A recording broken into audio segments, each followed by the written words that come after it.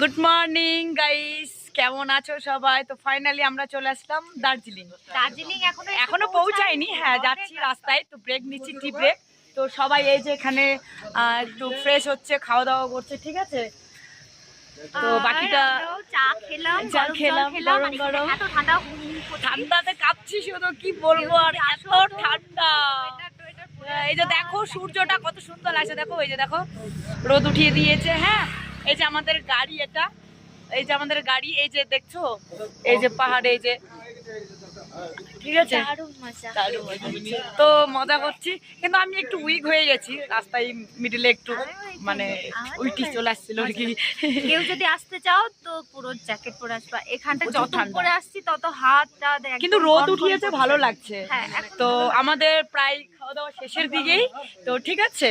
তো বাকিটা কোথায় কি করছি তোমাদের সাথে শেয়ার করবো। ওকে।